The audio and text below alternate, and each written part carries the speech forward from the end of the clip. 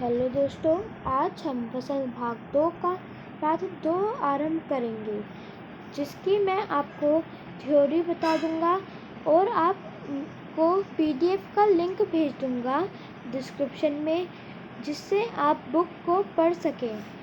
तो ठीक है दोस्तों, शुरू करते हैं। लेखक के हाथ में उसके भाई का पत्र था, जिसमें लिखा था कि दादी गुजर गई। यह सुनकर लेखक को बहुत ही दुख हुआ और उसे पुराने दिनों की याद आ गई, जिसमें उसने देखा कैसे वह झाग भरे पानी में खेलता था।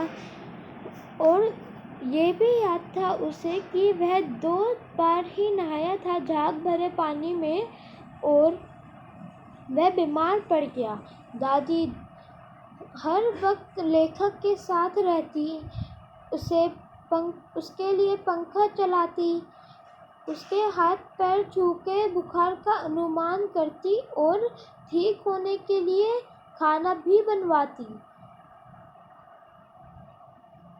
तो दोस्तों, इस पेज में बस इतना ही लिखा हुआ था और आप देखेंगे यहाँ पे कुआर का महीना दे रखा है और कुआर का महीना होता है सितंबर। मैं आपको लास्ट में ये सारे भेज दूंगा, कौन सा महीना कौन सा होता है, हिंदी के महीने भी और इंग्लिश और हिंदी दोनों महीने। तो दूसरे पेज पे आते हैं अब हम।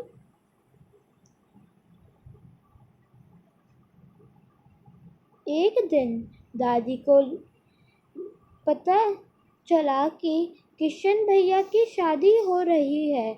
यूं तो दादी कुछ काम करती नहीं थी, लेकिन उनके वहाँ पे ना होने पे कोई काम होता ही नहीं था। तो उस वक्त दादी बहुत ही खुश हो रखी थी। तो और उसके थोड़े दिनों बाद एक दिन दादी ने रामी चाची से अपना कर्जा मांगा और रामी चाची उस वक्त रो रही थी और बोल रही थी कि मेरी बेटी की शादी है तो मैं आपको कर्जा नहीं दे पाऊंगी।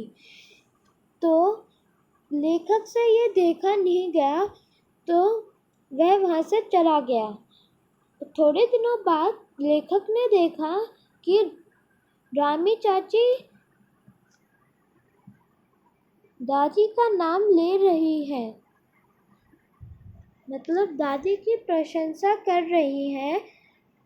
तो लेखक पूछता है रामी चाची से कि आप दादी की प्रशंसा क्यों कर रहे हो, दादी ने तो आपको डांटा था।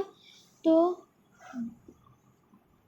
रामी चाची बोलती है कि दादी ने मेरा सारा कर्जा माफ़ कर दिया और मेरे को 10 रुपये भी दिए, जिससे शादी अच्छे से हो जाए। तो यह सुन के लेखक को खुशी होती है और इस बात पे लेखक सोचता है कि हमने दादी का गुस्से वाला स्वभाव भी देखा और खुशी वाला स्वभाव भी देखा, मतलब दयालुपन। तो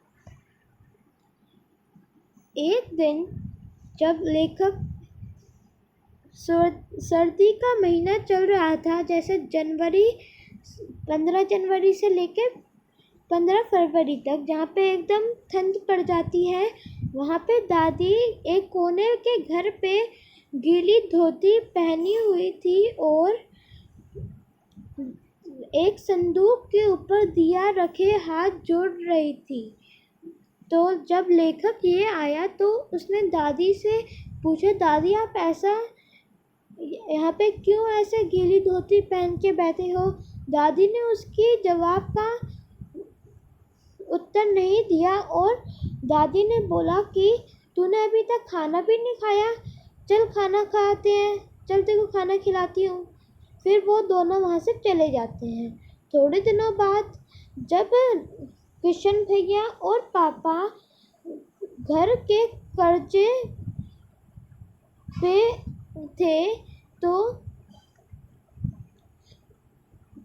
दादी ने उन्हें कंगन देके माफ़ कर्जे चुकाने के लिए था।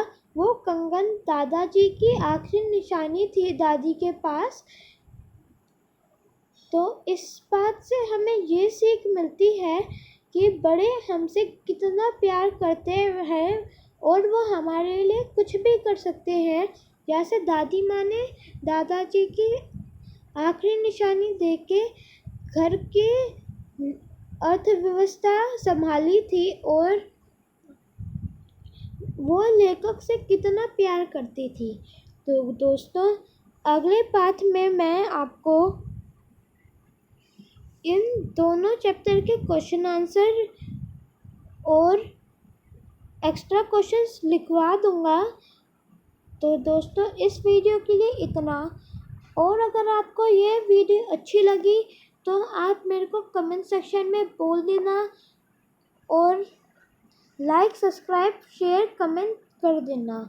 तो दोस्तों, बाय।